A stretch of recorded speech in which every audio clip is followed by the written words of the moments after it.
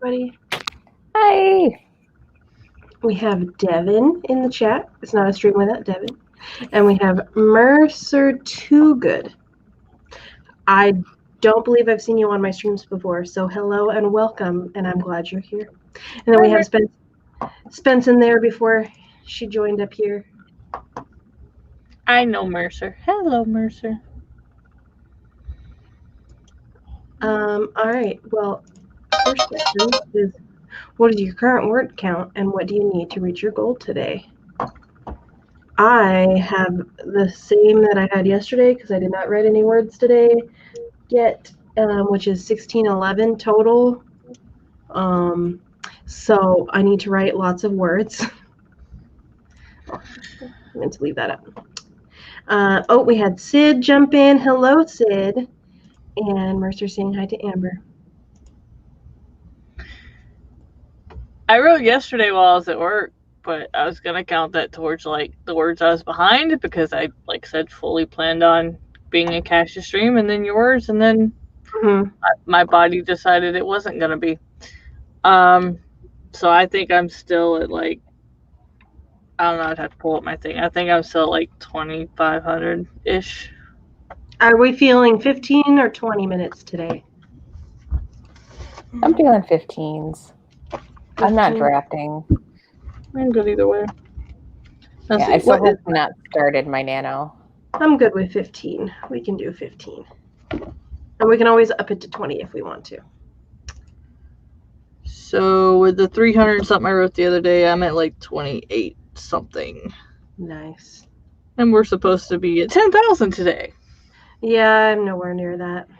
Not hitting 8,000 today. Nope, sorry. Okay, the timer is ready when we're ready. I usually do that beforehand, and I was watching TV with Jordan and ran down here at the last minute to start the stream. So, okay. Current is 9,650. Needed is 1,691. Well, hopefully we can get you at least some of those words. I don't know how fast you are at typing. So technically you only need 352 to meet the goal for the word count for day 6. Unless you have your own goal. Yeah, for the nano goal to be on track, you need 10,000 today. 10,002. 10,002. So, but oops, I did not mean to do that. Okay, fixed it. But if you're wanting to be more than that, then yeah. Laura joined us. Hello. And Bonnie joined us. Hello. Laura, current is... Oh, Mercer's on day 7. I always forget you're in the UK. Sorry. Okay. Oh, sorry. We're still day 6 because we're West Coast. Well, me and Amber are West Coast. I am still day 6, but only for like the next hour. Yeah. Let's see. Current is 9,446. Goal is to reach 11,000. So you need about 1,600-ish. A little less than 1,600. So, yep, 1,554. Mercer is in Australia. Yep, ooh. Her and Yaza are nearby each other. Ooh. All right, well then hopefully we can get you close to reaching your goal today. All the people that have goals that they want to reach, hopefully we can get you part of the way there. I just want to I want to write things because I have not been doing that well, but that's just because I've been trying to figure out what I'm writing instead of actually writing. So, you know, it would have helped if I like got my project ready by like pulling this out and having it plugged up and all that first. I do have the first 5 beats of Romancing the Beat kind of figured out, so I have a little bit of stuff I can write while I'm finishing reading Romancing the Beat in the mornings. So.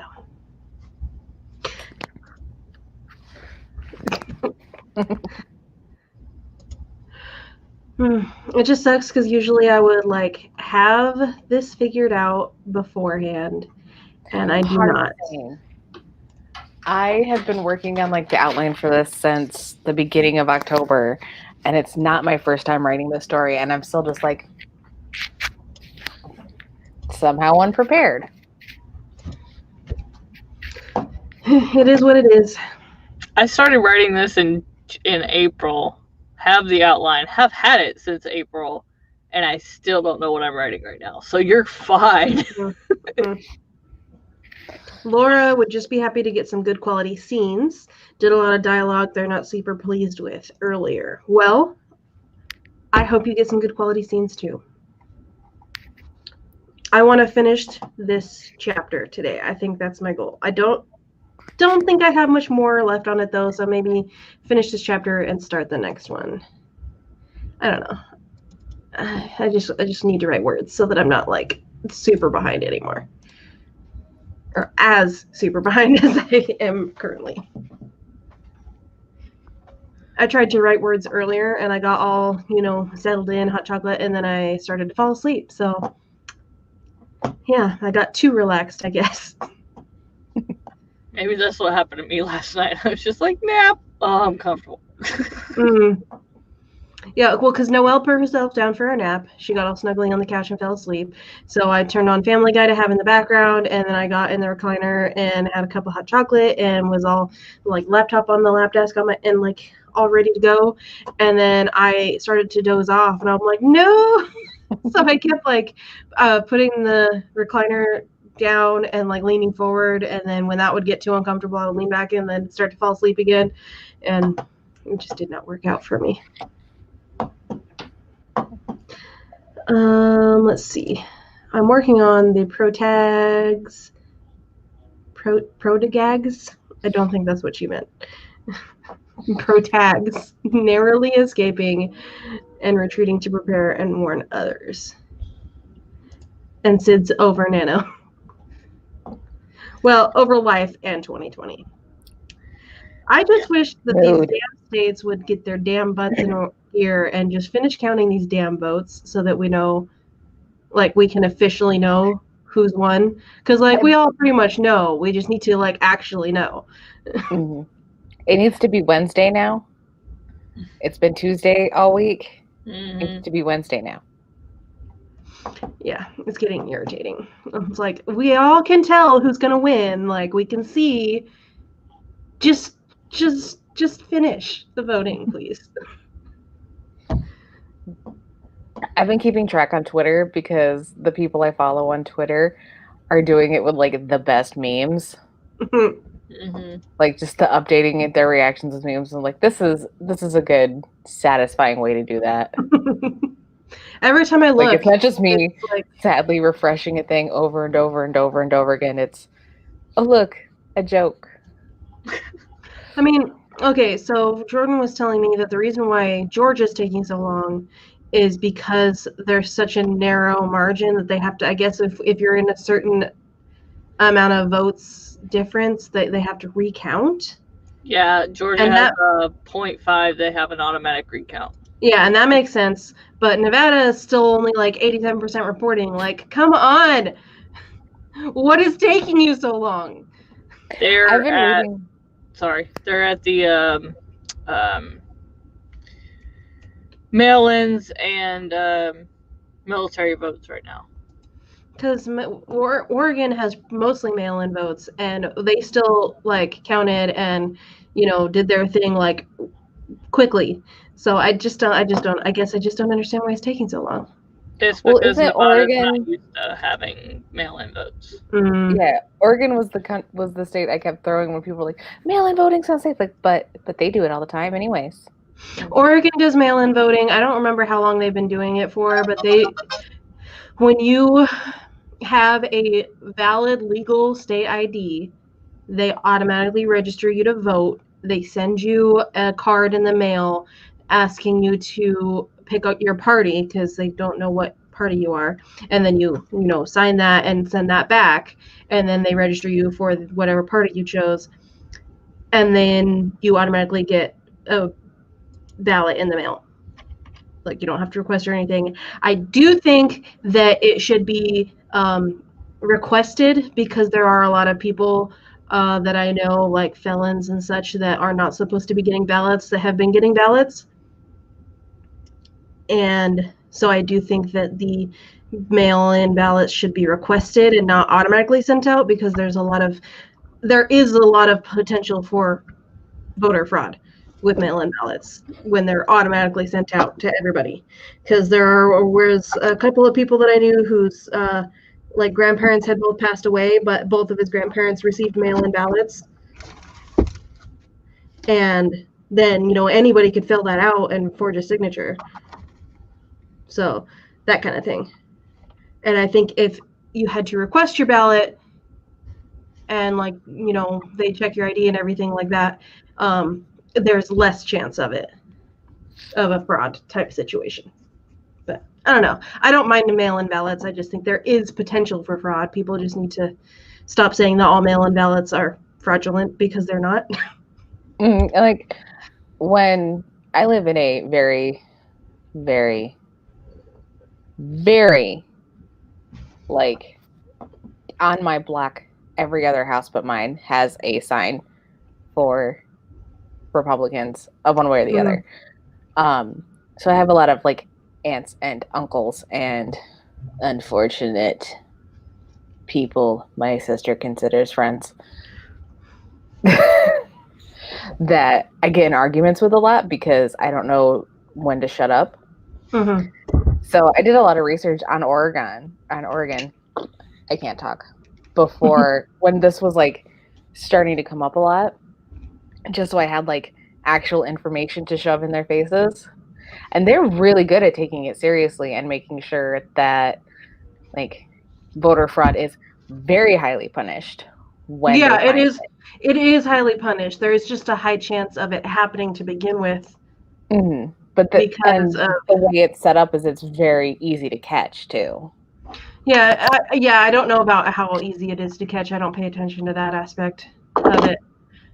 But just based on the way it works, the potential for it is high.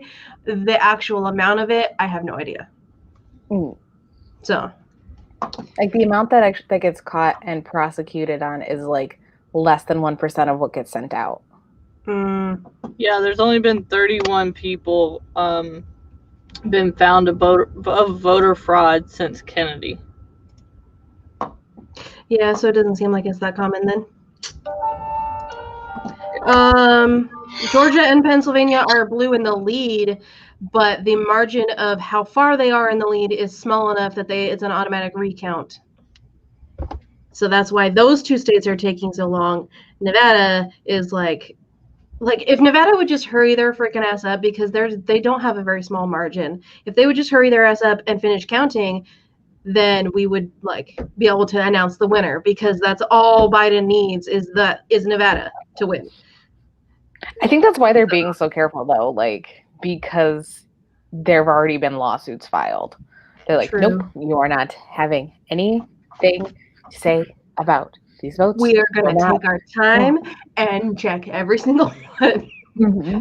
So, all right, let's see. We had some more people jump in.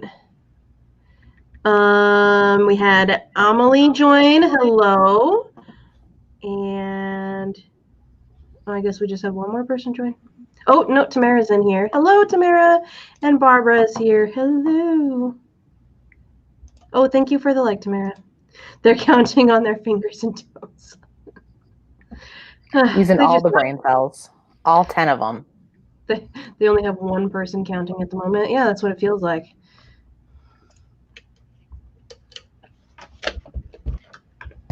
That's fine. For me, when I voted, I got my ballot in the mail 2 weeks before the election, and I filled it out, and then on election day, I went and dropped it in the ballot box in person, because I don't know. I am conservative, so I'm one of those people that I'm I want to avoid mail fraud, so I dropped it off in person. Not that it really made a difference. I mean, I went and voted in person on election day because I live in such a small town with we had like one polling place, and I was in Right. line for an hour and a half, which is kind of impressive because usually I just like walk in and out. Mm-hmm. But I was very suspect about the mail the last few months because I'm part of a like pen pal group on Facebook, Mm-hmm. and I've had stuff returned to me so many times. Just so many times. Yeah. So I voted, and a lot of so pretty much all of the measures that we had for Oregon this year were like, I felt like were all really good, important ones to get passed. So I really wanted to make sure that they did get passed, as well as the presidential elections. So I was like, yeah, if I don't drop this off in person and something happens to my ballot, and like, not that my opinion matters anyways, but, you know, I'm paranoid a little bit, so. It's not paranoia if you're right, is it? No. Because one of the ones that I like the most, that was probably the most controversial for measures in Oregon, was not making it drugs legal, but instead of putting people in prison for like getting caught with an ounce of meth, instead of going to prison, you get sent to a recovery program instead. So addicts don't get their entire life ruined; they actually get help. And I felt like that was an important measure to try to get passed. A lot of people, a lot of conservatives were against it because they think that it's going to make drugs legal somehow, even though it's not. Like, people who are dealing drugs are still going to get put into prison, but it helps the people who are the victims of addiction, and not the people. Yeah. Who can't afford to like go to rehabs. That way they still get help. It's a good idea. So instead of sending people to prison, they get put into a recovery program if it gets passed. The other one was raising the taxes on nicotine products, and then that extra tax revenue gets put back into the healthcare system, because Oregon has a universal healthcare system for low income. So that money gets put into the Oregon health plan. And then another one, it would be legalizing psychedelic mushrooms for medical purposes specifically. So it would be legalizing the manufacturing and administering and licensed facilities, and it gives the Oregon health plan 2 years to come up with the plans for it or whatever. And then there was another one that was, I can't remember what it is now, but I voted yes on that one too because I thought it was important, but now I can't remember what it is. The most exciting local thing on my ballot was we voted on a new sheriff, which was a very dramatic primary. Like, because one of the people running to be on the ballot was the current undersheriff, and he lost the primary. So as soon as he lost, like as soon as it was announced that like this other dude was going to be the nominee for the party on the ballot, the actual sheriff resigned, which would have made the guy who ran and lost sheriff. That's not nice. The city council, like in like the ballsiest move this town has ever made, said no. This is not how this is working out. Go stand in the corner. Okay, the other one that I voted yes for, that I was like, yeah, this is important, is requiring all political campaigns to disclose where they're getting their funds and who's paying for their advertisements. Publicly disclose. So. Nice. Makes sense to me. And I was like, yes, please. On all sides, all parties, all political campaigns definitely need to be disclosing where they're getting their money from. And then the nicotine one, and then the mushrooms one, And then, sorry, I got my my voter pamphlet because I couldn't remember what it was. Statewide addiction recovery services for marijuana. Because they're starting with marijuana, I guess. Oh no, marijuana taxes will pay for the addiction recovery. Okay, that's right. I remember because marijuana is legal in my state. Mine too. Yeah, but enough about that. Hopefully those measures actually get passed, though, because I think they're all important. You can't vote because I'm not American, but I'm very invested in the election. I think most people are invested. So. Yeah. Okay, we have gone far too long without doing a sprint, so let's do one.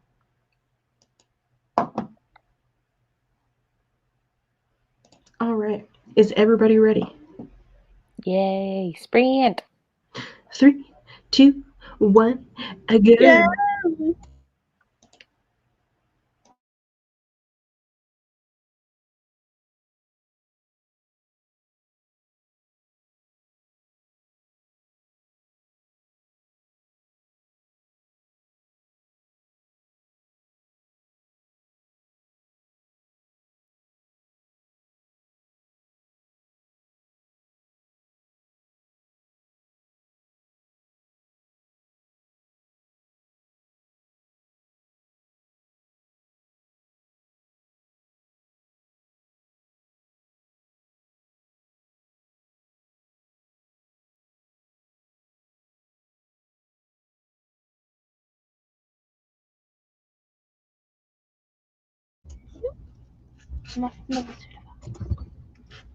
You didn't do it.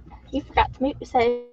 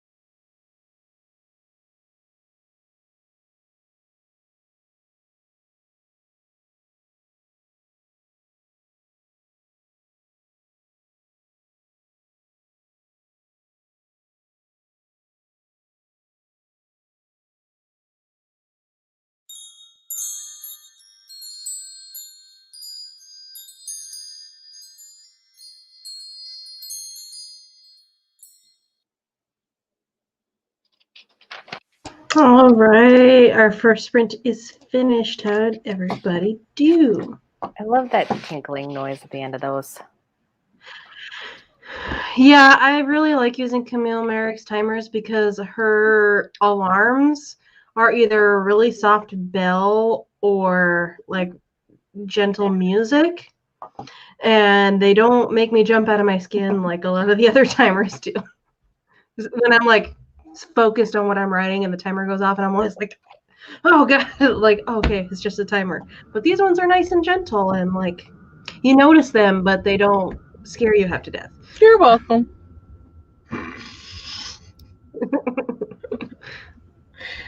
I thought I had done the same thing till like, I don't remember if it was Devin or somebody was like, oh Jesus, that scared me. I'm like, it's a camera. Okay, it's better than Bob. Let's see. Not Mercer exactly said, known for subtlety. What can I say? Mercer said, well, this chapter accidentally switched POVs halfway through. Just one word change, though, and it's all good. Okay, well, at least it's a simple fix. Excuse me while I choke on my own saliva for a moment. Oh, I did that yesterday. I was coughing for like 10 minutes. I'm good. I breathed in and choked on my spit. Let's see. Laura got 84 words, got distracted by the pretty cloaks on my inspiration board. Ooh. And Mercer got 210. Awesome. I had to go upstairs because Jordan came home complaining about lower back pain today and made me go to Walgreens to get Tiger Balm for him. And he was getting ready to go to bed and he asked me to come up and rub it on his back because he couldn't reach. So I went and did that. And when I came back at like the 4.5 minutes, I wrote 92 words. Laura reminds me I gotta find my cloak. It's starting to get chilly. You wear a cloak when it gets cold? Mm-hmm. You don't? You've seen the have you seen what I wear? You know me. It's either Victorian or goth or country. So it depends on the day as to whether it's a coat, a cloak, or a hood. I wear like sweatshirts most of the time because that's like the Oregon uniform for the cold weather is a sweatshirt and shorts and flip-flops. Because that's what like everybody here wears. It's almost the Michigan uniform. Like, the Michigan uniform is a pullover sweater. You can't have a hoodie. It doesn't count if it's actually a hoodie. And the convertible pants. But you can like zip the leg onto a knot, and then socks with sandals. It's like for Oregon, it's basketball shorts, flip-flops, and a hoodie, like a sweatshirt hoodie thing. So it snows in the morning, but by afternoon, you got to take the legs off the pants. You got to take the pant legs off. I get that part. I'm just talking about the flip-flops. Like, don't y'all get like 6, 10, 12 inches of snow? Feet of snow? Michigan man doesn't care. Oregon people don't care because it's cold here all the way from early fall to late spring. So, like, we're used to it. I just don't do wet socks. No. Yeah, that's why we don't wear socks. We just wear flip-flops because it rains so much that your socks are going to get wet. So you just wear flip-flops and then your feet get wet, but you're not wearing any socks, so your socks don't get soggy. I don't know. We just have extra socks everywhere. People who are used to the cold weather just have weird clothing habits. No, I mean, yeah, the first 2 weeks of winter in Nebraska, I'd be all bundled up, and by like December, I'd be like, all right, flip-flops and shorts. I had to get used to it first, but like, yeah. Let's see. So I was watching TikTok the other day, and this lady was talking about her. She lives in Alaska, but she's originally from Texas. But she was making a video about what they wear, like what kind of clothes they wear. And she's like, it's 14 degrees outside, so we're only going to wear 2 layers today. And she had like a bunch of outrage from people like, only 2 layers and 14 degrees. And she like addressed it, made another video talking about it. She's like, okay, so when we're used to having this cold all the time, your body adjusts and you no longer need to wear like 5 layers of clothes. You can just wear the 2 layers and you're like perfectly warm. If you wear more than that, then you're probably going to be too hot. and start sweating, and then you get more cold. Yeah. And she's like, yeah, trust me. I'm from Texas originally. I understand, but The like, outrage. Yeah. you get used to it. I never believed that you could get used to cold until I actually moved, because I'm always cold anyway. So, like, it's 70 degrees, the heat's on, I've got a freaking blanket in my lap and a long sleeve shirt and a hoodie. But you do. I mean, it takes took me a little bit longer than most to adjust from being in Texas, but yeah, I mean, give me 2 weeks to a month, depending on how hard and how fast it hit, and I was good. Yeah, for me, I don't know what it is. Maybe it's because of the Oregon uniform of shorts and a sweatshirt, but my upper body gets really cold, and my legs don't really get that cold. Like, I can go out wearing shorts, but I have to have a sweater of some sort. Otherwise, I get really cold. But if I'm wearing a sweatshirt and shorts, I'm fine. And it's like, what? I don't understand. See, I could never do the sandals thing, no matter what state I lived in, just because my feet are, like, I'm borderline diabetic, so my toes and my fingers are always freezing. So I couldn't do sandals no matter what. I usually will either wear flip-flops, some sort of like flats that cover my toes, or tennis shoes. But usually I just put on flip-flops because I'm too lazy to go grab socks when I'm wearing tennis shoes. And I don't want to ruin my shoes, so I just put it on flip-flops because then I don't have to go grab my socks. I wear skirts most of the time. I don't really wear skirts that often. I do wear shorts, but I don't really wear skirts. I make most of my clothes, and I really like making skirts. The zipper on my black skirt just broke, and I can't decide if I'm really mad about it or really happy because I fucking hate zippers. Like, sewing them. Well, you can always take the zipper off and then sew the skirt closed, or put a button on it or whatever. I'm thinking of doing buttons. I just got to add like a little button placket because there's got to be more overlap than my seam allowance is for. And the skirt was the reason why I discovered I hate zippers. Like, I committed to putting one on, and I'm like, I fucking hate this. This needs to die. And then it died. And now I'm sad because I have to safety pin my skirt closed. Which is probably how it's going to be for the rest of the time I wear that skirt. I wouldn't mind making my own clothes, but I'm still learning how to sew, so my sewing skills are not quite there yet. I made a lot of my clothes before we moved into here. Now I'm stuck with no room to do it, so I'm having to buy. But I probably own more skirts than I do pants.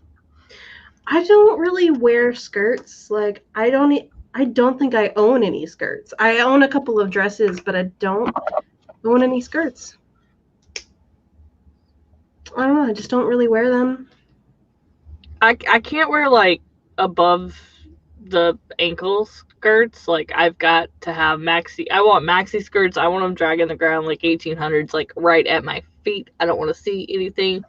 I love those guys. Yeah, for me, there's two people I think you should watch if you don't: The Closet Historian and Bernadette Banner. I like Bernadette Banner. I like them both. I want to make the corset that she made a couple weeks ago, or maybe it was a month. I like Bernadette Banner's outfits because, like, she wears like the same three like all the time, but she made most of the stuff herself. Like, she did a video about her, like, her outfits that she wears the most often and where she got everything, and I was like, yes, I would love to have this kind of a lifestyle. Vintage style is definitely my style, but I just don't quite have the body type to wear the stuff I could buy for vintage, and my skills are not quite there for sewing the vintage, so I'm just kind of stuck right now. Honey, you ain't got the money to buy it. You could do what I do, which is acknowledge you don't have the skills and do it anyways and just fuck it up 1,000 times. Like, my birdie dress, which is my favorite dress, is the pattern is upside down. I had to take it apart a dozen times because I just kept doing it wrong. Mm-hmm. Like, I put it together half inside out the first time. Like, on one of your Tuesday streams, I was just like, I did this wrong. Seam ripper. And then I did it wrong again. And again.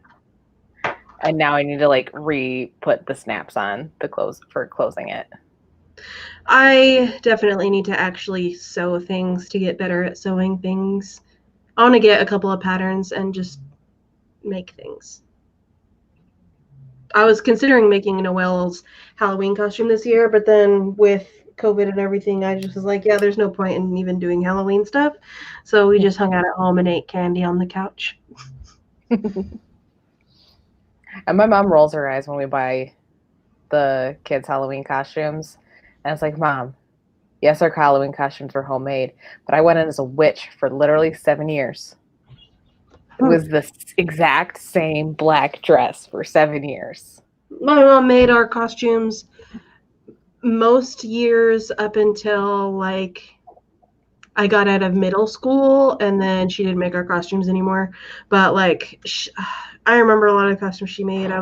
One year I was like a princess, and she made me like a Maid Marian style type dress, like not like a big poofy princess, but like the slimmer like medieval style. Mm-hmm. And then like a veil thing to go with it. And then one year I was a genie, and like so many different costumes that she made. And then after that, we either bought a costume or we had to make our own. So my mom was always too busy sewing for the public, so usually I was a hobo, and then if I didn't feel like being that or having like a dress that would look like something, then I would just pull out my powwow costume and go as a native. It's there. I still use the word twice a year. I'm so jealous. I don't have the room, but I want one.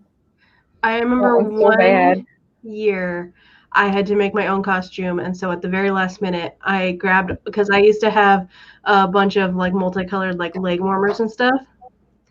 And so I remember one year I put on a pair of skinny jeans, got mismatching leg warmers that were like neon colors, and I had this like red leather jacket, and I had my mom do my hair and makeup in 80s style, and I was just like an 80s person. And people kept asking me if I was supposed to be Michael Jackson because of my red leather jacket that I was wearing, but I was just like, I mean, I'm just an 80s person. I don't. 80s go-go. I'm a Michael Jackson fan. In the 80s. Yeah, so it was my least creative costume, but definitely people were able to see that it was a costume. So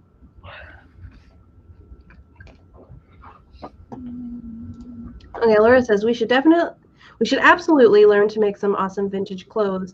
I just bought a vintage sewing machine. See, I have a sewing machine that my grandma gave me for Christmas like 2 years ago, I can't remember.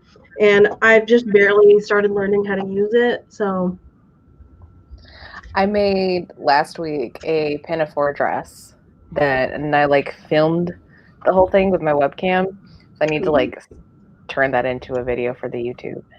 Yes, you do. Well, I think once we get to Texas and get a house, and I start sewing again, I'm gonna do that kind of stuff. Yeah, my next big sewing project is I want to make a 1700s costume. Because I have all the pattern pieces for that, and I don't have to like try and draft stays for myself, which is a nightmare. I know. Yeah, I can imagine. That sounds terrifying. So there's a pattern that I just like already have that cost me $12. And it's like signed off on by American Duchess, which is nice. Yeah, they put their label on it and everything. It's like, I trust this. Yeah. I made a costume for a project in high school. So in my English class, each year we had to do one big project on whatever we were learning for that year. So that year it was English literature. So we started in the with Beowulf and went up through to modern stuff. And I decided to do medieval fashion because we just had to make a project about something that had to do with that subject of literature that we were studying. And so my grandma helped me sew this really elaborate dress, and I tried to keep it, but my younger sister, when I went into the army, stole a bunch of my clothes and stuff. So I don't know where it ended up. Little sisters will do that. Yeah. So I also had As a little sister. I had a $400 pair of shoes that I had put up on the top shelf of my closet because I didn't want the dogs to go in there and chew on them because they were leather and fur, real leather, real fur shoes. And I came back for Christmas break in the army, and my sister had pulled them down to wear them and didn't put them away, and the dogs had completely shredded them. My $400 shoes. Those are literally something that's irreplaceable because they were designer, and they were a pair that were only made a certain amount of them, and that's why they were so expensive. And yeah, I have not been her head down the toilet. Yeah, she did get in big trouble because she hid them, saw that they got destroyed and hid them somewhere. So my parents didn't know until I found them and was like, what happened? And she got in really big trouble. But it's fine. It's fine. It's fine. I do really like those shoes, but it's fine.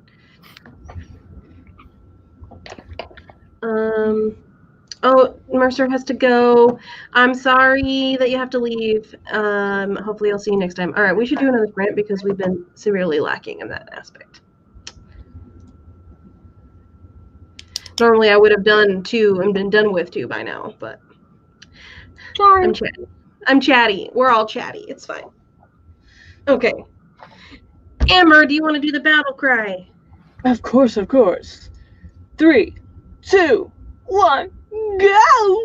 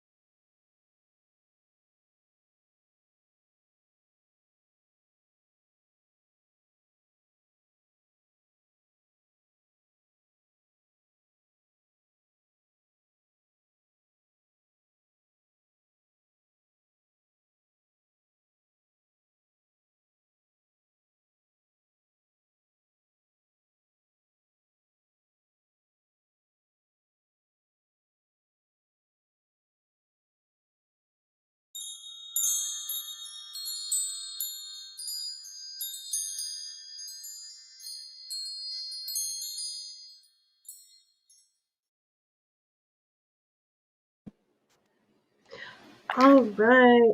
That is another sprint finish. Oops, I accidentally stopped sharing the screen for the thingy. I did not mean to stop sharing it altogether. Okay. All right, there. That's what I wanted. Oh, we had Turtle Rars join us. I think you are new to my channel, so hello and welcome, and I'm glad you're here. Also, I love the turtle Sid helmet. had to go to sleep. So Good cute. night, and I love that avatar. wonderful dreams. Yeah, that This is is adorable. Cute. That is really cute. That's the cutest little avatar. How did everybody do? I thought I was got gonna do a lot worse than I did. 210. I think that's my best sprint so far. I did 4 words. I did 210. That's my best sprint so far. 4 words. Woo! Son of a bitch.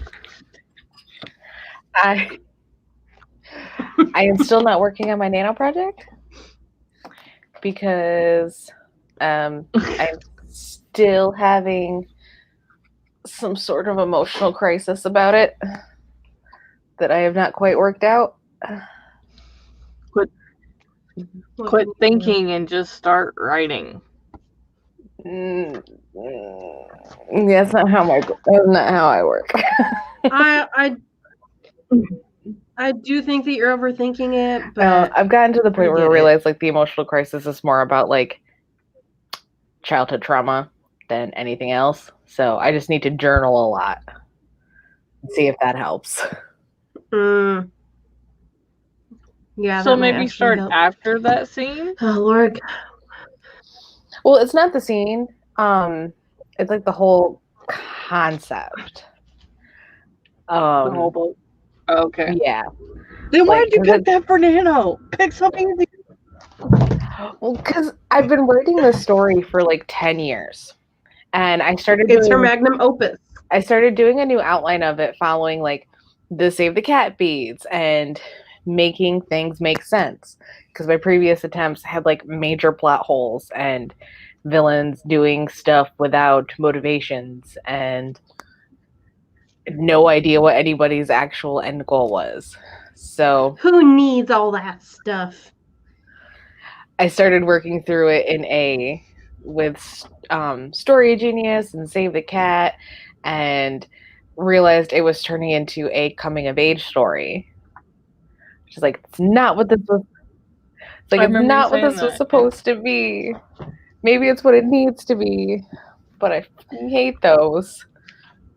But I don't really hate those. I'm not prepared to die on the hill of hating coming of age stories. It's just it's just not what you want to do with the story. Well, it's not what I want to do, and I don't feel qualified to write a story about the experience of coming into yourself. Because I don't think that's an experience I got to have. But you don't have to be coming of age to have a coming of yourself story. I mean, some people are in their 30s and 40s and have existential crises and realize they never really were themselves.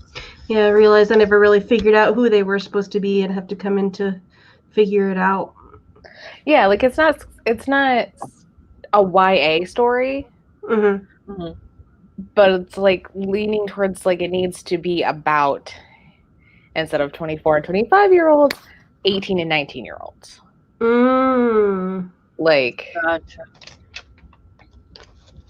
And it's just that experience of like actually separating from the past childhood version of you into the adult version of you is not something I feel like I experienced, or I experienced that when I was a literal child, so I don't remember it.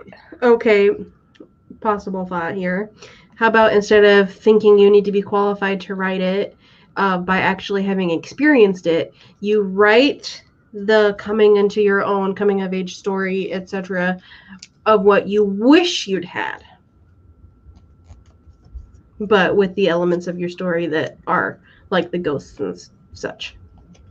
That's what I'm leaning towards, and what hopefully like the however 3 pages of just thought dumping will eventually get me to the other side of the wall that's there about it now. Right. Well, I hope you can get to the other side of the wall, because I like the outline that you had originally sent me, and when you send me the next outline, I'm sure I'll like that one too. I think you need a Meadow and Jace hour-long intervention to talk through your story. Yeah, Jace was really good. So. I'm just saying, from like Jace editing my book, the ideas he comes up with that you didn't even, you're like, why didn't I think, it's my damn book, why did I not think of this? Same about my book, because he's the only other person other than myself that's read my book. And I originally was just going to have one series that was 3 to 5 books, depending on how long it took me to finish the narrative I wanted to do. And then after he read it, and randomly one day, like, he gives me ideas all the time, but like randomly one day he's like, hey, I was taking a shower and I thought about your book and I have a bunch of things I want to tell you. And I'm like, okay. So we got on a chat, and he basically gave me ideas for like 2 whole extra series. And I'm like, damn it, Jace. I mean, I love the ideas, but damn it. Yeah. You're like, I love you, but can I strangle you? Because you just added so much onto my head plate. I have like the pot bunnies, the bunny hatch is full. Yeah. Yeah, so instead of working on my Nano, I started brain dumping for my December project, which is a Christmas romance, but vampires. Ooh, love it. Ooh, love it. If you need a bait, I'm here. Vampires, I'm here. So I'm kind of figuring out, because I want to do, for this cowboy romance thing, I want to do like a series of standalones romances, and I'm going to go through the siblings. So the main character, guy character, has 2 siblings, and then they have 2 ranch hands. I'm going to go through the siblings and then the ranch hands, and then maybe just more random people from the town after that. But I'm trying to figure out what kind of romances I want to do for the siblings, so I can start setting up seeds for that now. And I definitely think I'm going to do a female for the sister. Nice. Definitely. Usually if there's multiple siblings, one brother lives in the city and one's in the country. Well, for me, I have the oldest, so the character of this one, the main character of this one for the male character is, oh, hi, Jace. I'm a plot bunny breeder. So the main male character, the main male character of this one is the oldest, and he's 26, and then the sister is 22, and then the youngest brother is 18. So I have the oldest brother who's gonna fall in love with the main female here, who's 25 and has a 5-year-old daughter. And then the girl's I'm gonna do a female for that one. And I haven't totally decided for the youngest brother, but his kind of character arc is like, he just kind of dates around and is kind of a playboy type character, but he's 18, so like he's still learning how to be a responsible adult that doesn't just date around and leave a trail of broken hearts behind him kind of a person. And I haven't decided. I don't think I'll do an LGBT for him, but I might. I'll probably do a male for one of the ranch hands, though. You should get into reading, if you haven't already, Lisa Kleypas.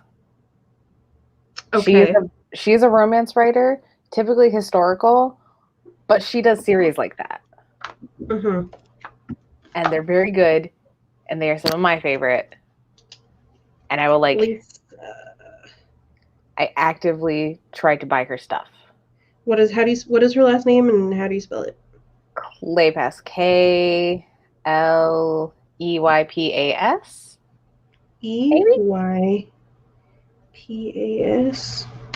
That will get you there, at least, if it's not technically correct. Get you close. Lisa. I think that is American author. She's kind of like a reddish brown-haired woman. Yeah. Okay, I found her. Yep. She does, the ones that I own are the Wallflower series, the Hathaway series, and then there's a series of books about this family of Travises. but the first one's called Sugar Daddy, and her series are weird because she starts out really good. Like book 1 in each series is so good. It is so good. And then it's just downhill. I'll have to check her out.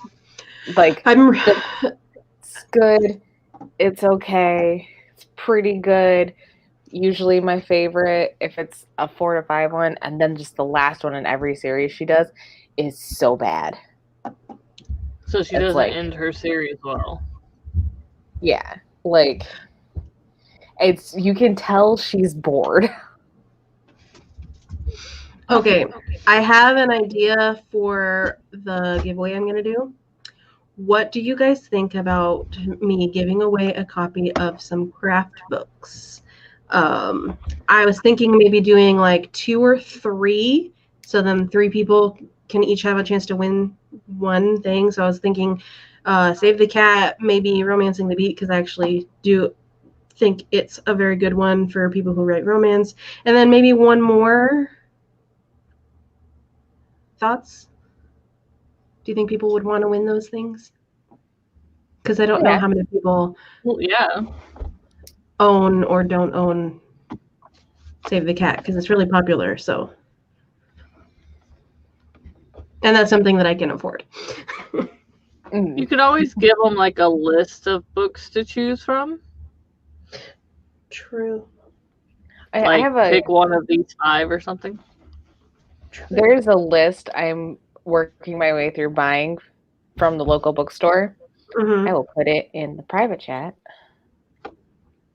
And because it's got like 19 books for self-editing and all the different stages of what you're doing. Mm-hmm. And I have found some really interesting books through there that like have really changed my perspective on like writing in general. Like, maybe I could just like make a list of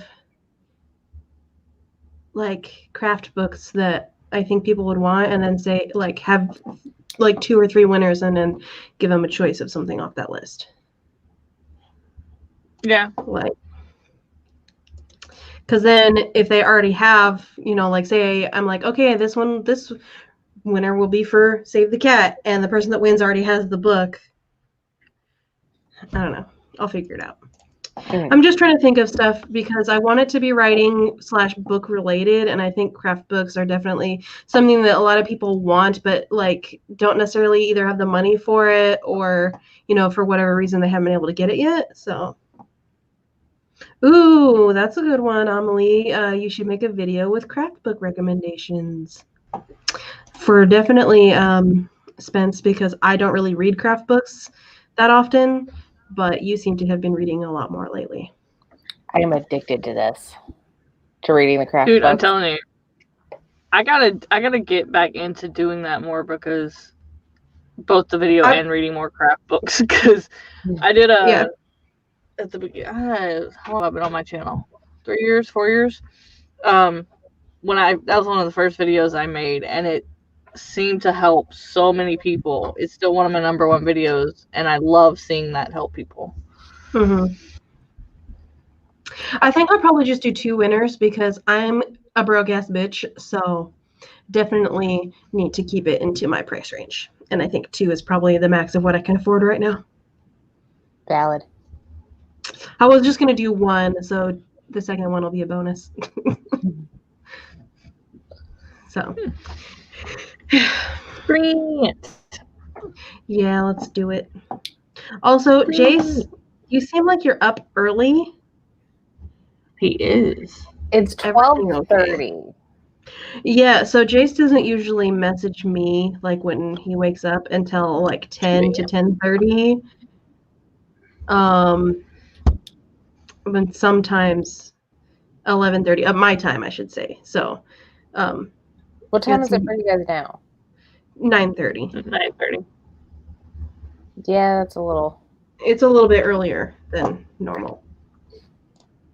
So hopefully everything is okay with you. Like, just couldn't sleep.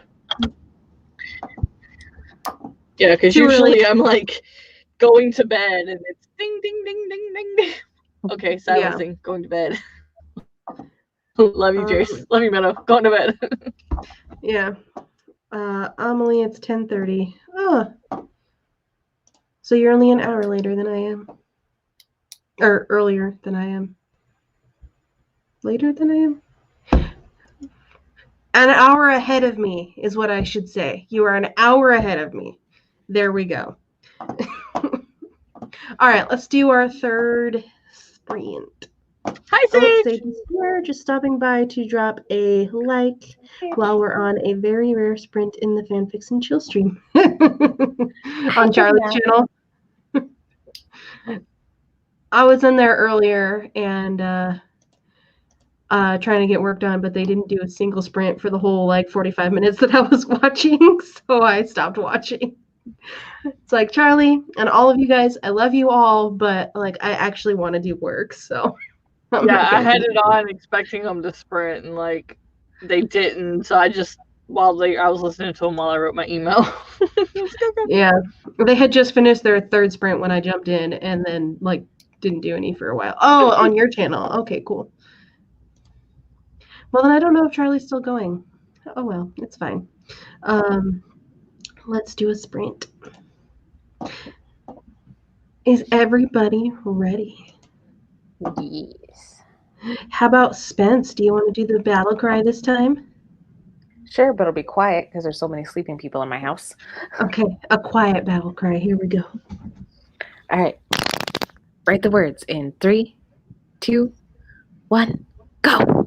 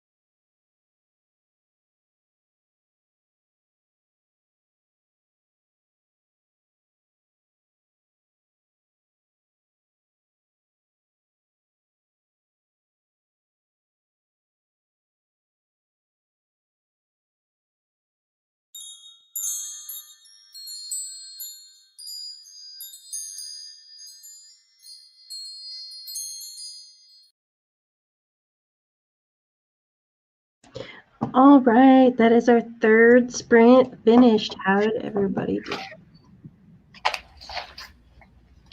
I started looking up names. Names for what? Nice. Ooh. Names for my cheesy Christmas vampire romance. I came across in like the name list. I came across in the name list that I was looking through the name Holly, and I'm really tempted to name my vampire Holly.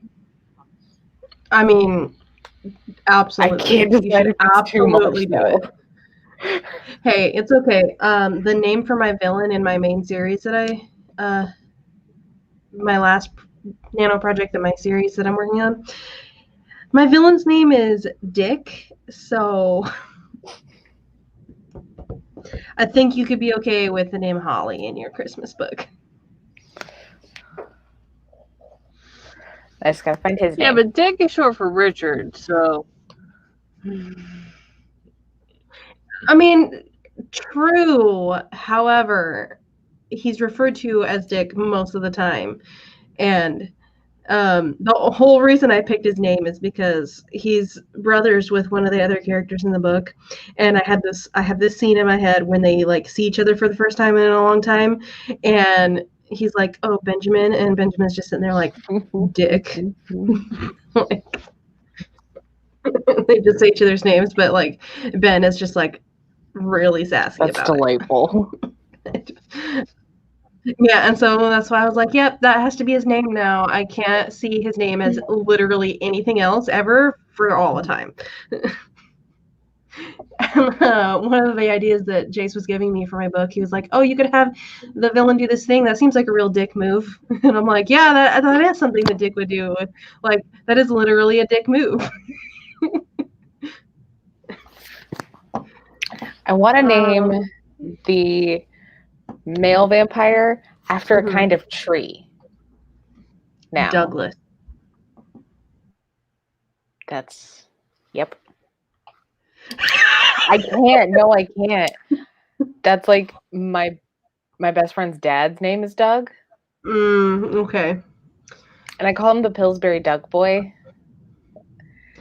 And I can't think of anything but a 4'11" grumpy old German man in a Hawaiian shirt when I hear that. Well, that's just the only name I can think of from a tree that's actually a male name because of Douglas fir. Ooh, Jace says Rowan. I like that. That seems vampire-esque too. Let's see. Amelie got, oops, that's not what I meant to click on. Amelie got 355. Awesome job. And we had Mimi Trabella join us. I believe you're new to my channel, so hello and welcome. I'm glad you're here. Joined about 3 minutes ago and wrote 112 words. Awesome. Laura got 267. Wow. Thanks, Brain. 264. Awesome job. Amelie, a vampire called Richard. Let's see. Turtle Rars got 282.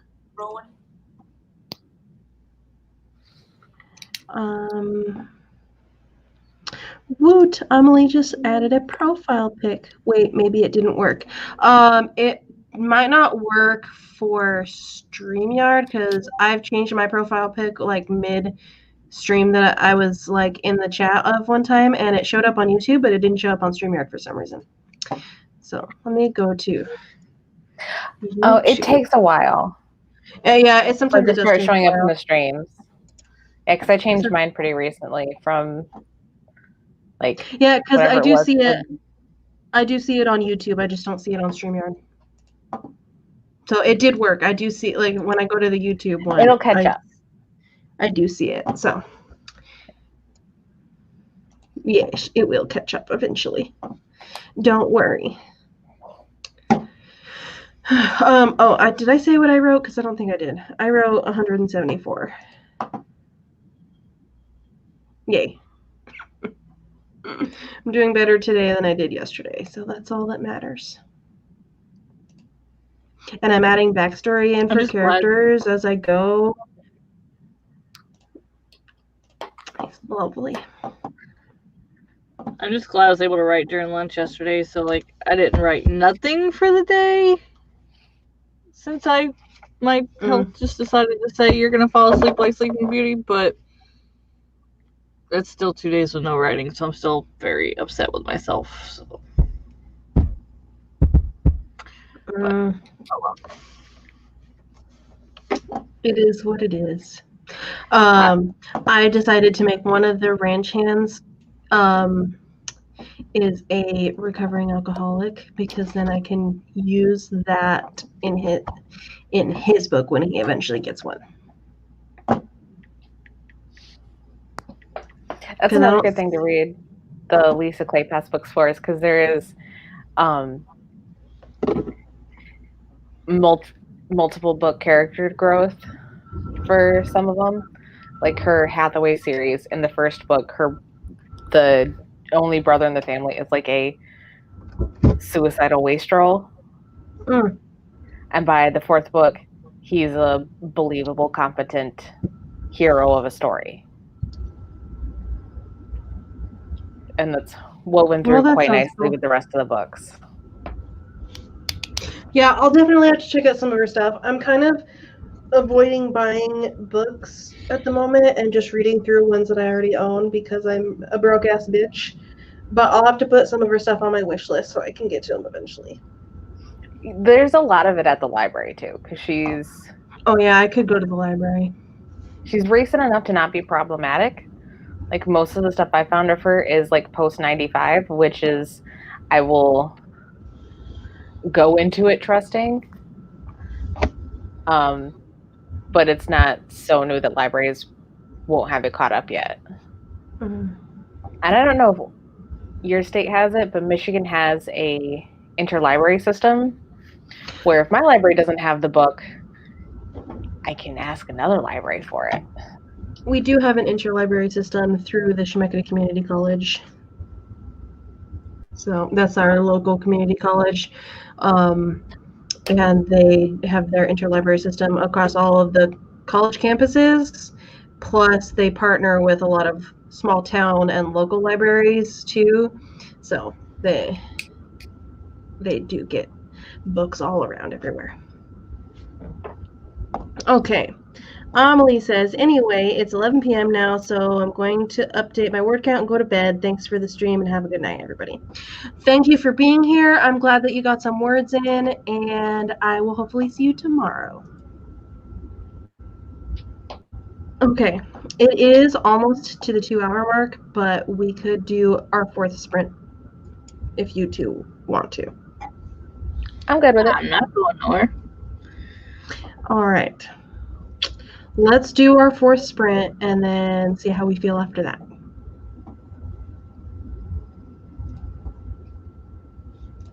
Okay. And in 3, 2, 1, go!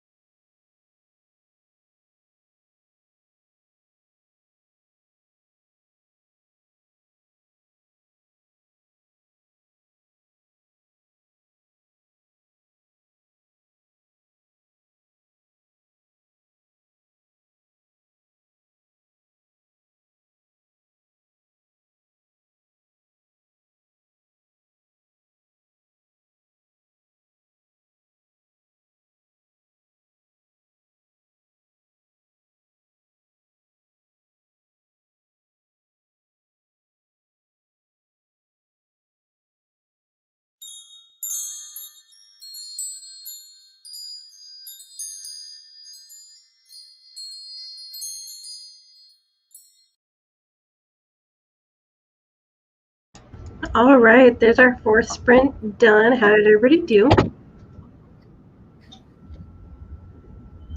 I did admin stuff, so Okay, no okay. words.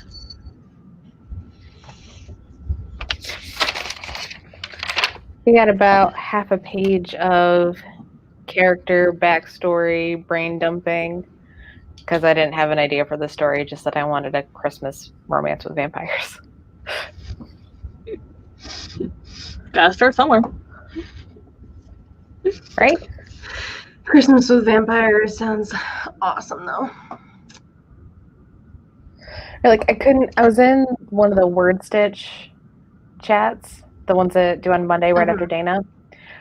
They are really lovely people. Their streams are delightful. But we got talking about it, and yeah, I like Chloe. We could not name a Christmas vampire romance.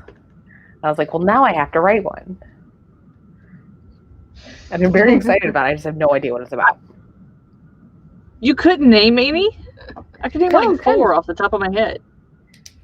What are they? Christmas vampire romance? Gimme.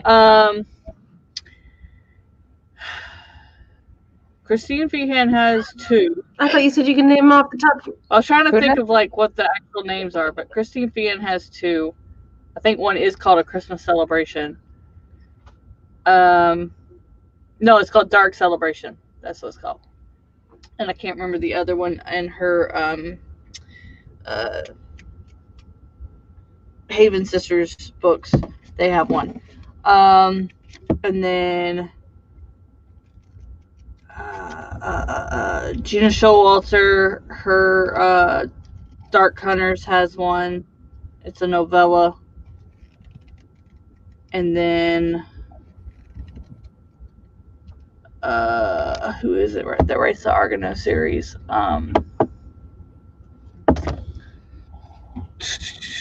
I know the people, but I don't know the names. Who writes the Argano series? All my books, I could like pull them if my bookshelves were around, but. What are you talking about? You have tons of bookshelves behind you. Yeah, let me just pull that one right there. Lindsay Sands, thank you, Jesus. Her Argano series has one. Oh, I've read several of those, but it's been a really long time. Like, I haven't been into the vampire romance books very heavily since middle school. Yeah. I remember Carolyn Sparks has one. Christine Feehan. Gina Showalter's is more like it's Christmas around the book, not really set around Christmas. But Lindsay Sands, her Argano series has one, and then she has a series by itself that has one. And then Janine Frost has a couple too. I don't have bookshelves around me, even though it looks like it, so I can't like pick the books to tell you what their names are. But I know Dark Celebration is one for Christine Feehan, but I don't remember the other ones, just the authors. Well, in terms of what I wrote 87 words and finished the first chapter, and then I started the second chapter and wrote 15 words. Ooh. Nice.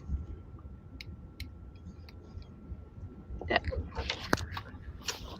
Now, for what everybody in the comments did, Jace is going to hopefully get a nap today. I also hope you get a nap, and I will be at your stream because I know Amber is saying here that she will have to miss it. Turtle Rars got 416. Nice. A Christmas vampire romance with the vampire's name being Dick. I'd pay to read that.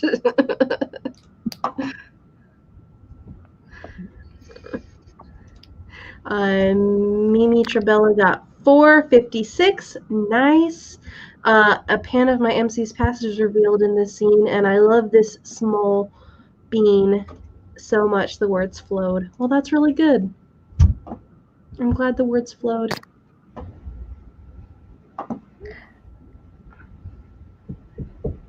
I almost thought about making this book a brief retelling of Emma.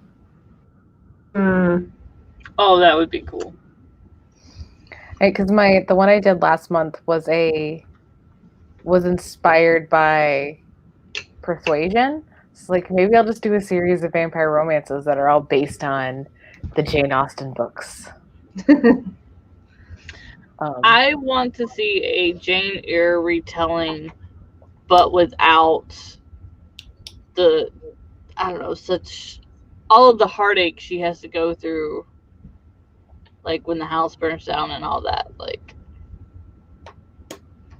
I wish I could see a better ending to that. Yeah. I love Jane Eyre as like the book and the character. The love interest in that book I think is kind of suck. Mm. Yeah. Like, yeah, the storyline is good. It's just the atmosphere is something else, though. That is like top tier atmospheric books for me. it kind of reminds you of like I think it's 1994 version of The Secret Garden, where like the house looks so like creepy and just that's what the latest Jane Eyre reminds me of so bad. It's like, oh, I'm stepping into Dracula. I am not a fan of Pride and Prejudice, and I have not read any other Jane Austen, and I have seen one adaptation of Jane Eyre, but I have not read the book or seen any of the other adaptations. So. Oh, dude. Which adaptation do you want? I have them all. My question is very different. What was the thing you didn't like about Pride and Prejudice? I don't know. I just didn't really think that it was... I don't know. I can't really put my finger on it. I didn't really particularly like Darcy that much, and I just don't understand why people swoon. I don't know. It could have partially been because I listened to the audiobook of it, and I bought the version that was narrated by Rosamund Pike, and it was good for her narration was good for the most part, but there were some parts that really irritated me with the way she would narrate. That could have been part of the reason why I didn't like it, but I don't know. I just didn't really vibe with it. I don't know. I would give it another shot, maybe, but yeah, like if you want to listen to it again, there's a website called LibriVox where it's like audiobooks are free, but it's only like the public domain ones. And it's all like volunteers doing the reading. So it's kind of like hit or miss on some of the chapters, but they're really good. Pride and Prejudice is not my favorite, but I'd like to get in arguments with people about Darcy and his impact on like romance novels in the future and how so many people like miss the key points that what make him good. If I do read it again, I would probably buy a copy and read it physically because I feel like I would absorb things better that way. I do really like listening to audiobooks, but sometimes I don't know. Sometimes if your brain shuts off for even a second when you're doing like if you have to actively listen to something or actively read something, if my brain shuts off for like a second, I'm lost. Yeah. Well, I've got like severe ADD, so I can like listen to something passively and still get it.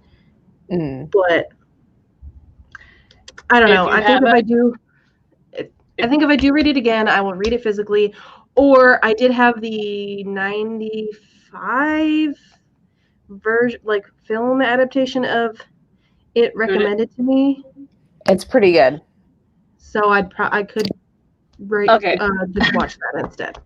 Out of all the versions that have been made, I think the one that's truest to the book is the 1984, but the 1995 is the best known, but I like the BBC version too.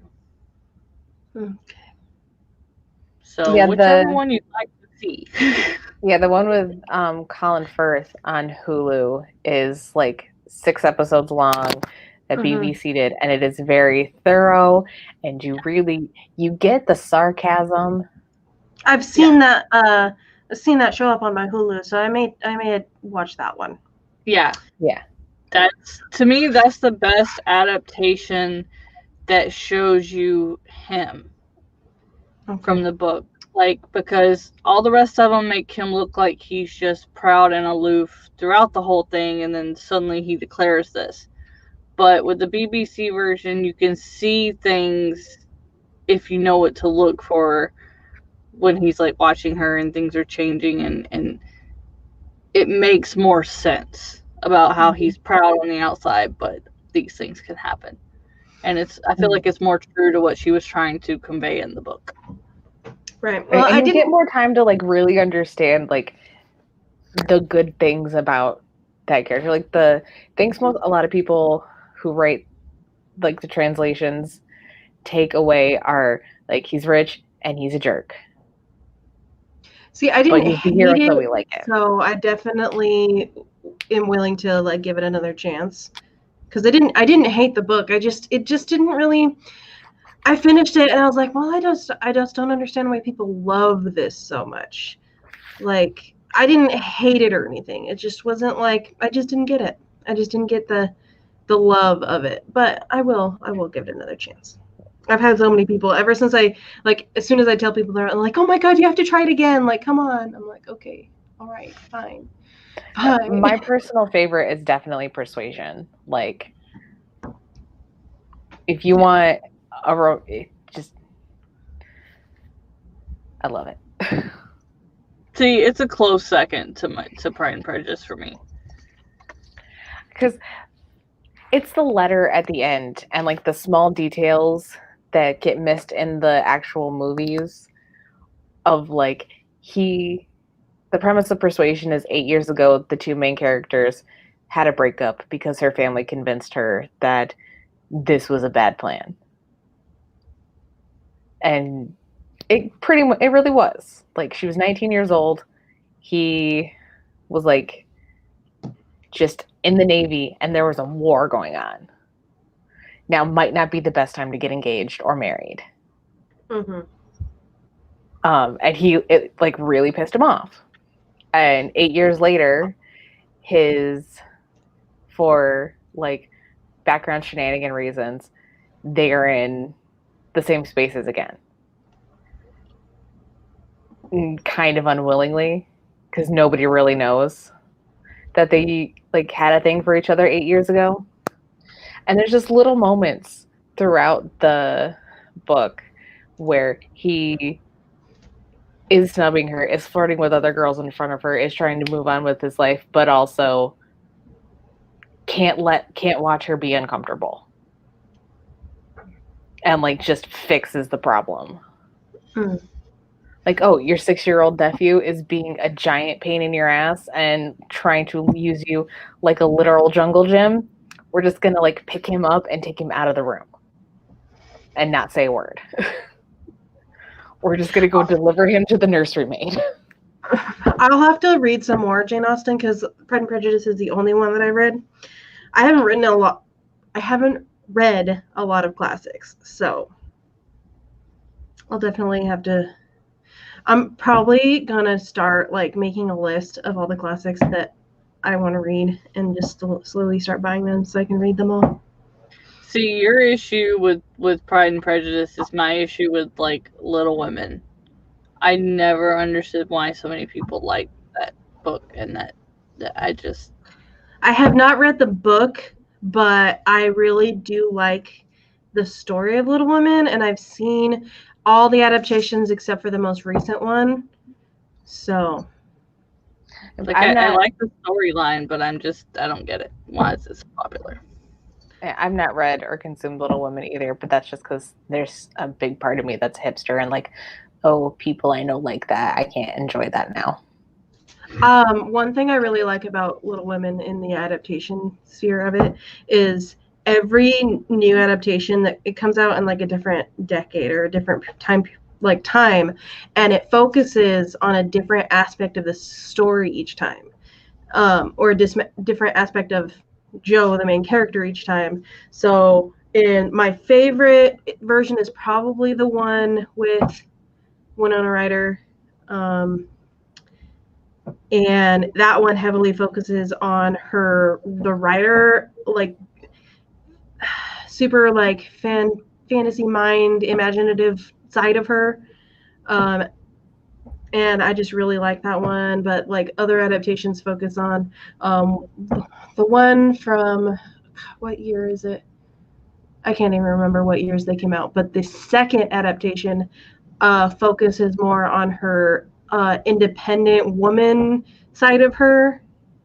Like, I'm an independent woman, I don't need no man kind of aspect of her. And the original version, the first film version, focuses on a completely different side of her. And this newer one, I'm not really sure. I haven't seen it yet. I don't really plan on watching it because they kind of rearranged the narrative. Instead of having it be the way the story is, they did it where it's like flashback sequences. That's what I'm saying. Yeah, I watched it. It's basically like 5 or 10 years later, with flashbacks from the old movie.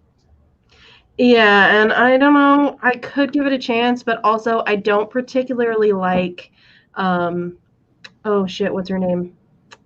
Emma Watson that much. I don't know. She bothers me. When she refused to wear a corset for Beauty and the Beast, that was a bridge burned for me. Yeah, and especially because all the costumers, all the people I watch on YouTube, and they're like, that's fine. Because then I would have put her in stays and not a corset. Yeah. Yeah. And besides the fact corsets are not this horrible sexist thing that women like to make it seem like they are. Like, they're not. We stand breast support, okay? We stand breast support. Like, and especially stays, who's like 90% of what they did was hold the clothes away from you to give it the correct shape, and also just hold the boobs up. Hold the boobs up, as well as like stays.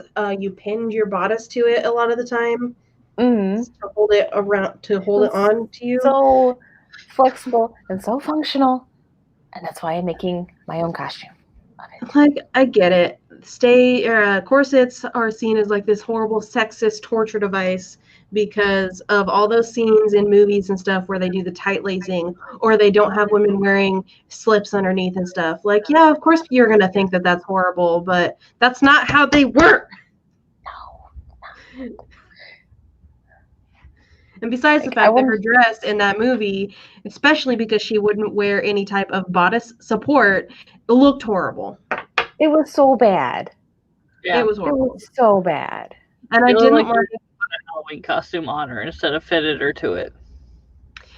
Another aspect of that movie that just was not it for me. I didn't like the new songs. I wish that they would have taken the Broadway adaptation and made that into a film, because there are new songs that they wrote for the Broadway show that are really, really good and well done that they could have put in the movie. But instead they wrote random new songs that weren't even very good. And whether or not she was actually a good singer, I have no idea, because they auto-tuned so much on her voice. They did the auto-tune so bad too. Like what they yeah, it sucked the life out of her performance completely. Like, so I don't even know if she was a good singer, because they auto-tuned it so much.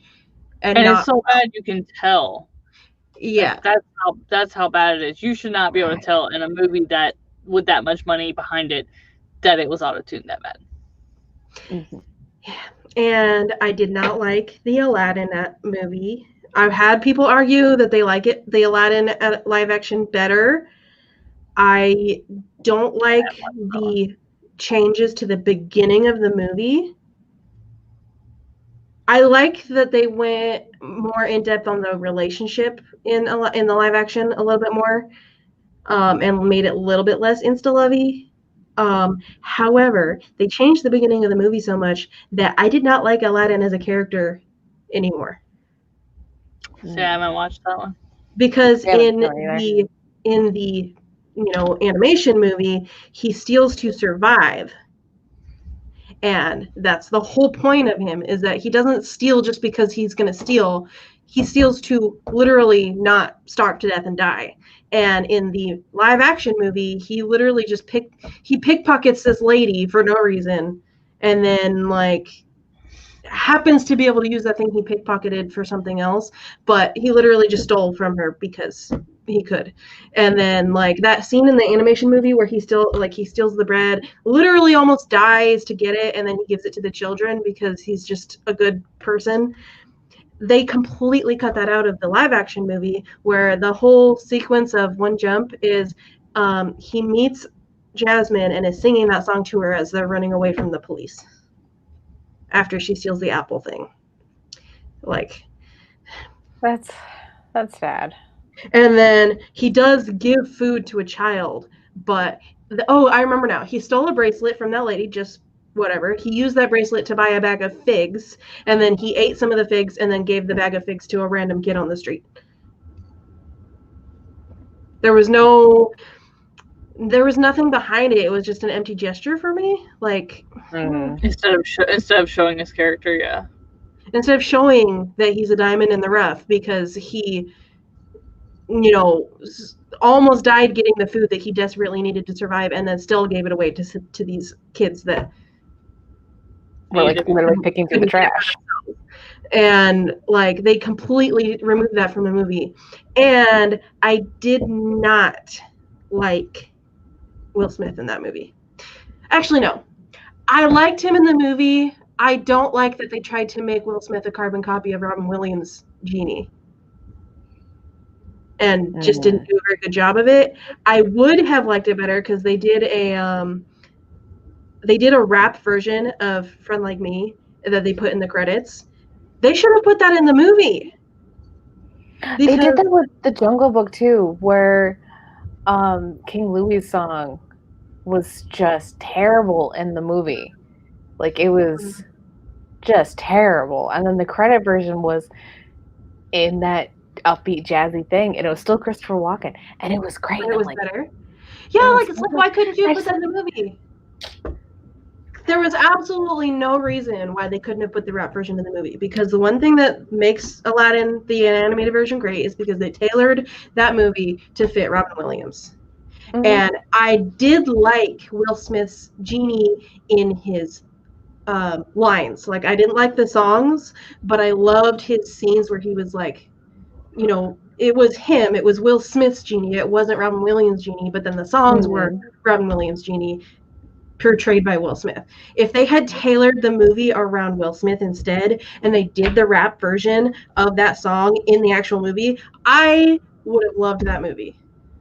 I could have looked past the other things that I didn't like, and I could have loved that movie because they weren't trying to carbon copy the Robin Williams versions of the songs. I haven't seen the new Mulan yet, but I have made like a new hobby of watching people who grew up in China review it. Mm-hmm. And they don't like it? They don't like it. The ones I've seen at least don't. Okay, so I was actually really excited for Mulan because I was liking that they were making so many changes to it that it was going to be like its own thing and not like a carbon copy of the original movie, just live action instead. And I was like really looking forward to it, because that's why I didn't like the Beauty and the Beast and Aladdin, is because I felt like they were just trying to recreate the original and just go off of nostalgia. So I was like, okay, they're making enough changes that I think it'll be like its own thing and all of it. But then the reviews came out and I was like, oh no. Hold on. So plus no, you're gonna go potty and go back to sleep, or you're gonna have to go to your bed.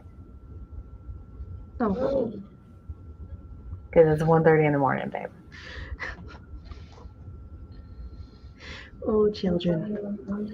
Mm-hmm. Go potty, go bed, go back to sleep. On the couch. Yes, you can still be on the couch. Come here,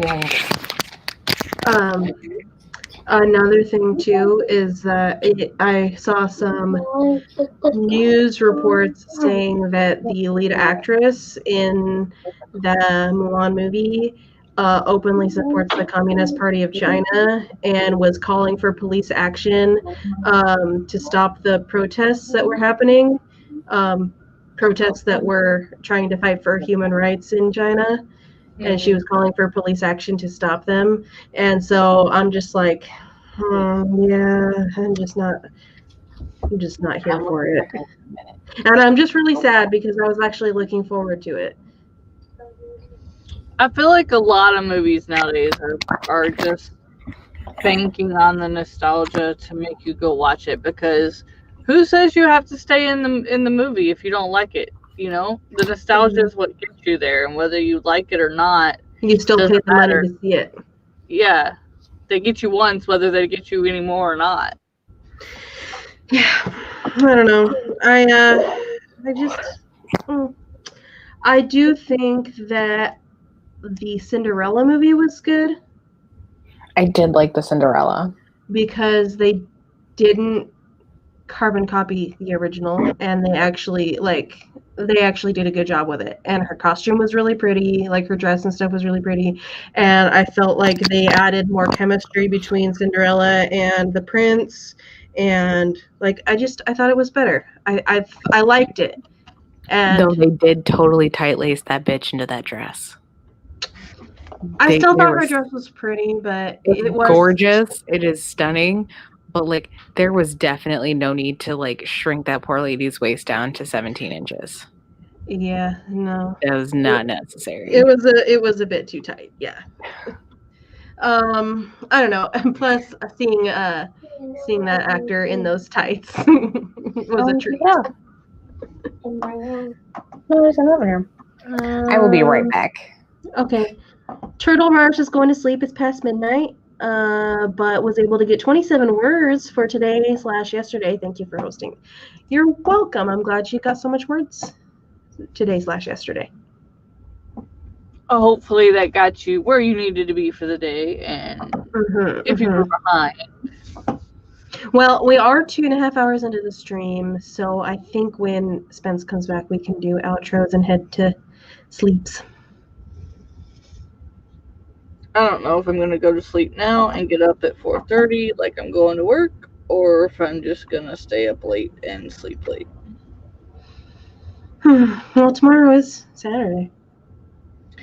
Yeah, but I mean, at 10 I've got my interview, and then at 12 I got to be on with Savvy, so I want to get my words. Right. And I need to do some admin stuff. I'm probably going to stay up a little bit later and see if I can get a little bit more words before I go to sleep. But I am kind of drowsy, so probably not too much later. Because I'm trying to make my bedtime be about 11 o'clock-ish. Oh, you're going to start going to bed with me, huh? Instead of waking up with Jace? I have been, for a couple of months, been going to bed either right before or like right after 11. And then I stopped for a little while and was staying up till about 12 to 1 on some nights. But I'm trying to go back to 11. Or 3 or 4. I actually stopped. I stopped staying up that late. I haven't, if you've noticed, I have not been in chats and stuff that late at night anymore. And I've pretty much stopped talking to my best friend altogether because he works swing shift, and so the only times I was able to talk to him before was if I did stay up super late, and then I would talk to him when he got off work about 2:30. And I haven't talked to him. I talked to him for the first time yesterday after like 4 weeks because I've been going to bed early and he works late, and so we were like not talking to each other. I was gonna say, because he had you up till like Jace would message me at 4 a.m. on a work day, and then you would pop in there, and I'm like, "What? You're supposed to be asleep." Yeah, no, that was because I was probably up talking to Marcus still. So, yeah. But I haven't been doing that in a while. I know you were at least a month and a half ago. Yeah, it's been a while. I've been trying to fix my sleep schedule for about 2 months.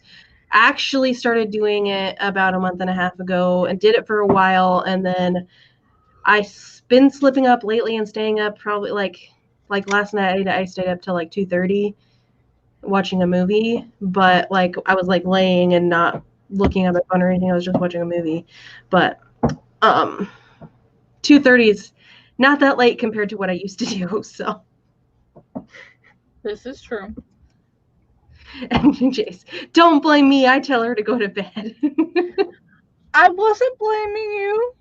No, if you're going to blame anybody, blame Marcus, because he's the one that I would stay up late to talk to. If I had his number, I'd have been texting him a month and a half ago. Tell her to go to sleep. Let my friend go to sleep. I actually, for a while, I was sleeping on the couch a lot. And Jordan would sleep upstairs by himself, and I would sleep on the couch by myself, just because I don't know, but sometimes I just get in the mood where I hate being next to somebody while I'm sleeping. Like, usually I'm fine, but sometimes I'm just like, I just can't have anybody near me right now. And so I sleep on the couch.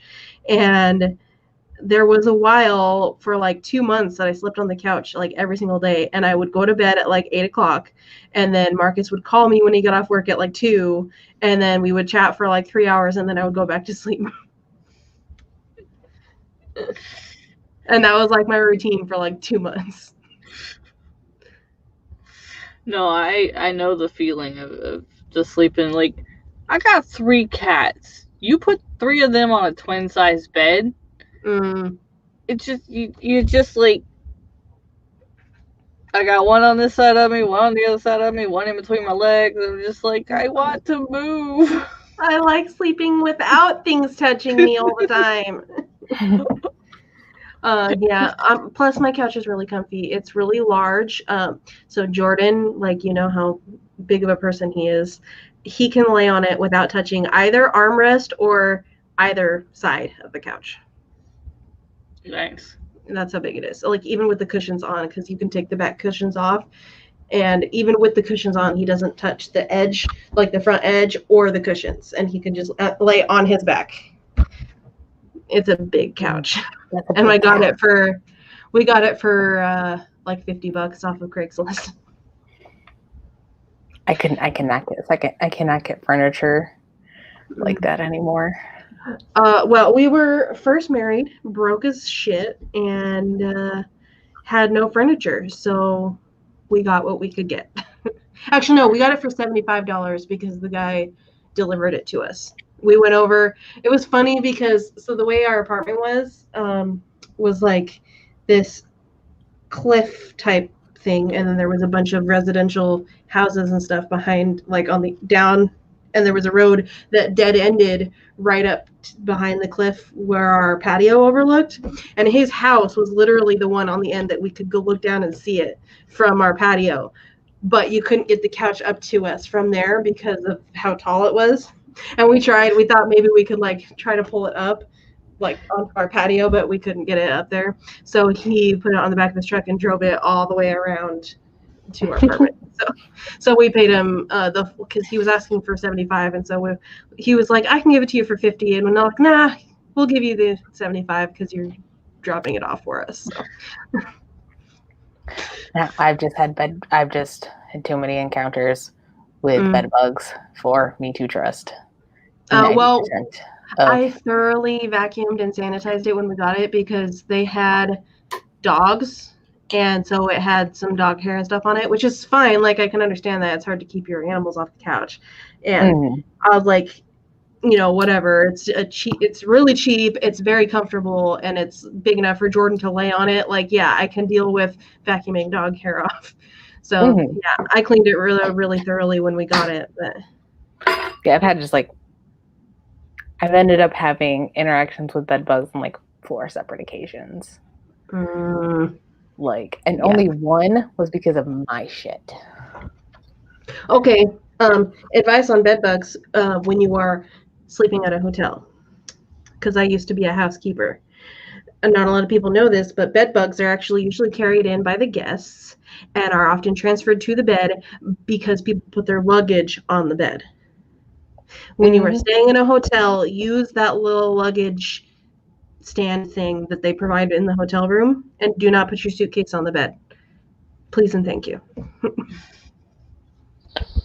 Yeah, the very first time was because I had been living in an apartment complex in Ann Arbor on like a college campus, and I had a bunch of like papers stored in a closet that was against a neighboring wall. I was like, that's a recipe.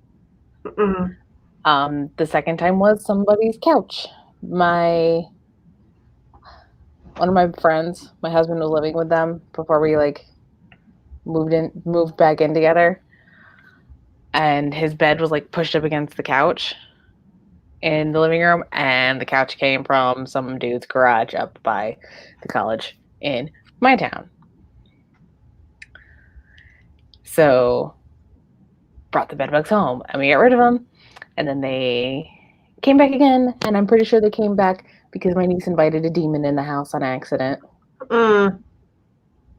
which was not fun. Yeah, you told me that story. And then the fourth time was when I moved in here. My mom had lived downstairs, and apparently an exterminator swore up and down it couldn't possibly be bed bugs. And I was like, Mom, you got bed bugs. And then it was gone for like 2 days. Mom stopped having problems. We moved in upstairs. The first night my son slept in his bed, he woke up the next day just freaking covered. Like the nightmare pictures. Yeah, like the nightmare pictures when you Google it. And I was like, nope. You all, I'm not taking... It's easy to spot bed bugs too. Like they showed me how to check for them, because we have to check every single room when we clean them.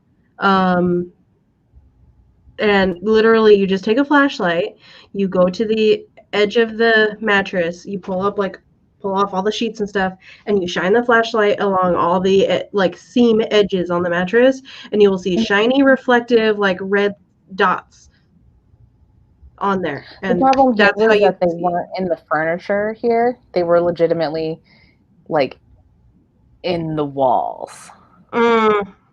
Once they get that far, it's hard to get them out too.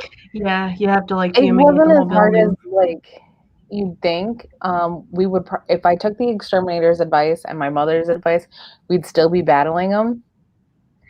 But yeah, I think he was 3-4-year-old son woke up from his first night in his big boy bed in the new place, just covered in bed bug bites. So I was hysterical, right, and marched my ass downtown to the hardware store, where I wonder how many times a day they have a hysterical white woman come in there asking for help, because nobody flinched, nobody reacted.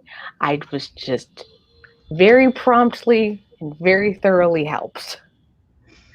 Right. And I got the bedbug spray that I had used before that worked, and I sprayed everything down everywhere and did not have a problem since. That means they weren't fully entrenched then. Yeah, they must not have been super, super infested. Because if it was really, really bad, you probably would have had to fumigate. Well, this spray is like really hardcore, and I did have to spray twice, because you spray down like all the seams in the walls where you think they are, and I've seen this stuff kill bed bugs on contact and like melt the eggs, which is wow. Yeah. So I got the oil-based one, which left a residue on the baseboards for like 13 days, and then I sprayed it again because it takes 2 weeks for the eggs to hatch, and that was it. And now I just keep a freaking gallon of that shit unopened in my house at all times, because I'm not doing that again. The problem I had with an infestation in our first apartment that me and Jordan shared, we had a problem with ants, and we had to spray every other week around the perimeter of our whole apartment because we would get really bad ants. And in this apartment, we don't have a problem with it anymore because I had to rehome my dog last November. But we had horrible flea infestations, and I would do everything I could think of to get rid of them. Like once a week, I would move all my furniture, and I would flea bomb, move all the furniture back, flea bomb again, because you have to flea bomb twice to get under the furniture, and then move the furniture back, and then flea bomb again to get under where the furniture was moved to, because they will literally hide from you. And they would go away for a week and then have to do it again. I would do the flea powder all over all my carpets and furniture and the spray, and they would never go away. And for me, they weren't as bothersome because like when I get bit by a flea, it's just like a tiny little red dot and it doesn't even really itch after they like once I like get it off me, it doesn't really itch anymore. But Jordan is allergic to fleas. So he would get a bite and he says it itches like 10 times worse than a mosquito bite and it would blister up really bad. And he was scratching himself so much, like it itched so badly that he was like making himself bleed and would have huge, like just like his shins and legs would just be covered in like just big sections where he'd scratch like all the skin off his leg. And like that sounds really horrible, and it was really horrible. And I felt so bad for him because I was doing everything I could think of to get rid of the fleas. I had a flea collar on her. That didn't work. I would do flea medicine, and that didn't work. And finally, it was like magical. I got her on Bravecto, which is a chewable one that you give them, and then it lasts for 3 months. And got rid of the fleas on her, and then all of the fleas magically disappeared from my apartment. Like, nice. I was flea bathing her and treating her and like flea bombing and powdering everything constantly, and they would not go away until I got her on Bravecto. So the thing about Bravecto and Capstar and things like that is what happens is all that stuff kills the live eggs or the live fleas, but doesn't kill the eggs. So that's why they come back. But the Bravecto actually just makes them basically infertile, so they can't have eggs. So then they die and they're gone. Yeah. So it was like crazy because I got her on the new flea medicine, and then it was horrible too because the fleas had actually like compromised her so much that she had gotten worms and then lost so much weight. She stopped eating because she had worms, and she lost so much weight that she actually started having seizures because she was so malnourished. And I got her into the vet, and they gave her the dewormer and got her on Bravecto, got rid of the worms and the fleas. And then I had upped her food so much that like the first month after she like was healthy and eating again, she got super fat. Like I didn't realize how much extra food I had been giving her until she got like fat rolls. And I'm like, oh, I guess I gotta put you on a diet now. Yeah. I had cats growing up, so there was always like mild flea problems. And I lived in a duplex for most of my life. So it was always when there was a certain kind of people downstairs. And like not the kind of people you'd think. Like not the kind of people you'd think would always bring fleas into the house. And like these are people that didn't have animals. These are people that had like teenage kids. And I'm like, this. Yeah, and when your neighbors have fleas, they like crawl under the walls, and then you have fleas. And we had cats, so we'd like flea collar the cats because it worked for the cats and it didn't bother them. My cat that I just like left with my old roommate because he was like, "Can I have your cat? I know you can't have one. Can I have her? I love her. She is amazing. She can't have the collars because it will rub all the hair off of her neck. But she keeps the fleas off of herself most of the time. Yeah. So the only time we had flea problems with her was when he was like babysitting another one of our friend's cat who like they moved to like Utah for a couple of months, and it's like temporarily rehomed their cat with him, and she lived in his room and basically didn't come out and was like so depressed, and all he would do was like hang out in his room with this cat and try to make this cat feel loved. Yeah, it probably missed its owners so bad. Like within a week of like being back with her owners,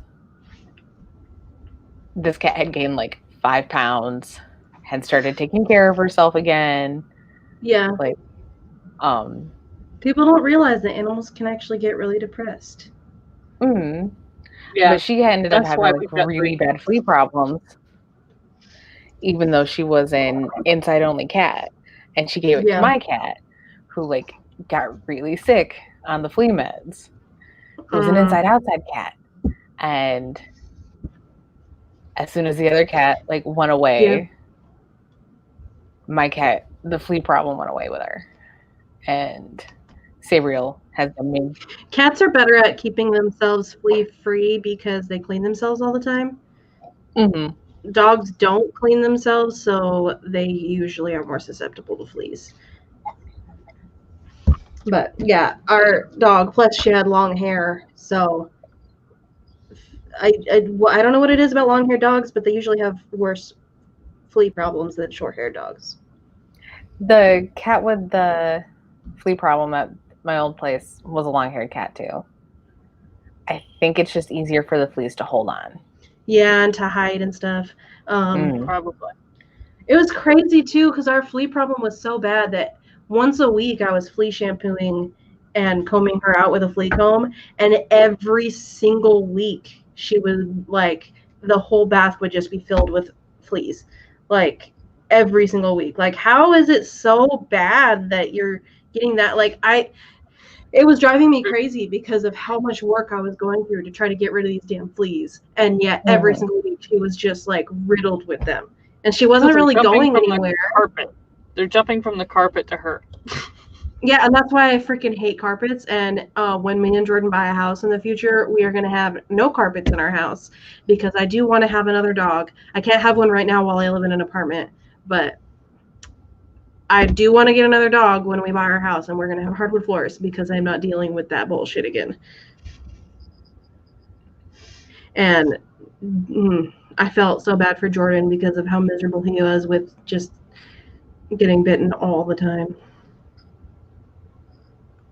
All right, well, we've been like rambling for a while, so I think that we should do outros and get our butts to bed. We never did intros, so that's a good idea. Well, yeah, we never did do intros. I haven't really been doing them anymore, and now I forget to do them. I let you get away with it this time. Yeah, you usually remind me, and you didn't this time, so. I usually just jump right in because, like, I'm not used to getting new people. So, it's fine. All right, we'll start with Amber since you are on the bottom. Oh, do you not want to go first? I don't care. Okay, you can go first. You're just like, because you're on the bottom, and I'm like, I'm on the bottom. Hi guys, I'm Amber Kraft. I write paranormal romance. You can find me streaming every Sunday at noon Eastern, whatever time that equals for you. Unknown Love is available on Amazon in paperback and ebook form. Edition 1. If you buy Edition 1, you get either Edition 2 or Book 2 for free. Book 2 comes out February 9th. Super excited about that. And go over to my channel and you can watch the visual version of the Afterthought podcast, and the links are in the descriptions if you actually listen to podcasts. So there's that. Tomorrow I will be over on Savvy Writes Books channel for her book launch at, let's see, it's at noon for me, so 3 p.m. Eastern. So, nice. Yep. I think that's all I got. Okay, Spence, it's your turn. Hi, I'm Haley Spence. You can find me on YouTube as just Spence, on Instagram as uncanny.artistry, where I share 90% of all of the art I make. You can find me on Twitter at abasicabsurdity.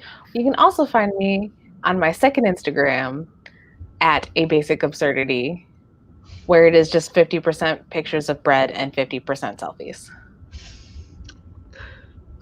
We love both of those things, so You still got my mouth watering about the sourdough. Thank you. And yeah, I still have it. And the brioche. I Oh still have no, some. no, that's just torture.